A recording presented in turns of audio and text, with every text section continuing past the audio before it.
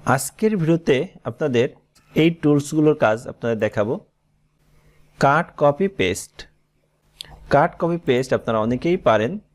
কোনো কিছু কপি করব, জাস্ট সেটার উপর ক্লিক করে কপিতে একটা ক্লিক করব, এরপর কার্সর যেখানে আমি রাখব পেস্ট ব্যবহার করলে সেই লেখাটা চলে আসবে। আমরা কাটের কাজটি শিখব।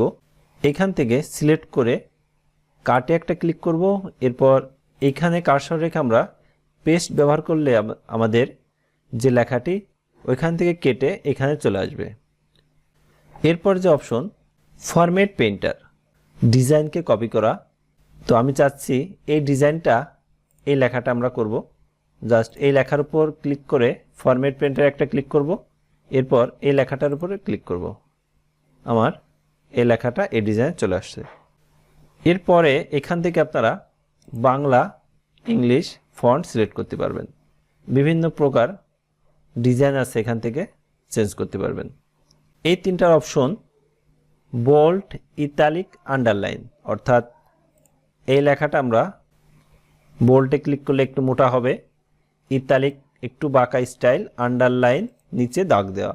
এই আন্ডারলাইন আমরা ডাবল আন্ডারলাইন করতে পারবেন এখান থেকে। এরপরে ফন্ট সাইজ, এখান থেকে ফন্ট সাইজটা আমরা বড় করে নিতে পারবো।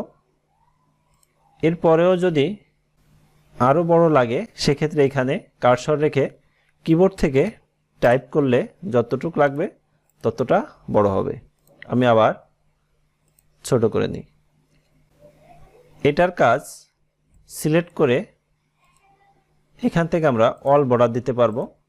এটা ফিল কালার, এটা ফন্ট কালার, অর্থাৎ পেজের নিচের অংশ কালার করতে হলে সিলেক্ট করে এইখানে ফিল কালার একটা ক্লিক করে এখান থেকে কালার চুজ করে কালার দিলে এখানে ফিল কালার হবে।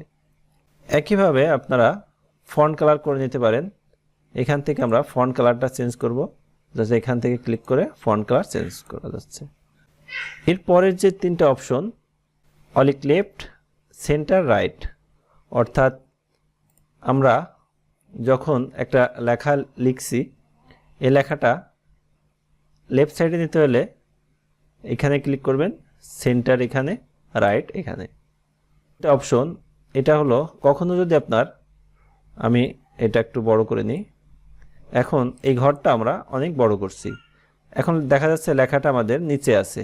এই লেখাটা আপনি চাইলে মিডিলও নিতে পারবেন, উপরে নিতে পারবেন, নিচেও নিতে পারবেন। এরপরের যে অপশন, এটা লেখা আপনি বাঁকা করতে পারবেন, এটা অ্যাঙ্গেল করতে পারবেন, এদিকে অ্যাঙ্গেল করতে পারবেন, এভাবে করে নিতে পারবেন। ইনক্রিজ ইনটেন্ট, ডিইনক্রিজ ইনটেন্ট, অর্থাৎ কোনো লেখা আপনি যদি একটু একটু আগাইতে চান একটু একটু যাবে, আবার একইভাবে পিছন দিকে আসবে। এইখানে যে দুটো অপশন ওয়ার্ড টেক্সট, মার্সেল, যখন আমাদের কয়েকটা ঘর নিয়ে একটা ঘর করতে হয় তখন আমরা সিলেক্ট করে মার্সেলে ক্লিক করলে এটা একটা ঘর চলে আসবে। ওয়ার্ড টেক্সটের কাজটি হলো যখন আমরা কোনো কিছু টাইপ করব, এখানে আমি টাইপ করলাম কিছু, এখন এই লেখাটা আমরা এক ঘরের ভিতর রাখতে হলে ওয়ার্ড টেক্সটে একটা ক্লিক করব, এক ঘরের ভিতর চলে আসবে। পরবর্তীতে আরও কিছু টুলসের কাজ নিয়ে আসবো, এজন্য পেজটি ফলো দিয়ে রাখবেন পরবর্তী ভিডিও পেতে। ভিডিওটি ভালো লাগলে লাইক, কমেন্ট, শেয়ার করবেন। সবাইকে ধন্যবাদ।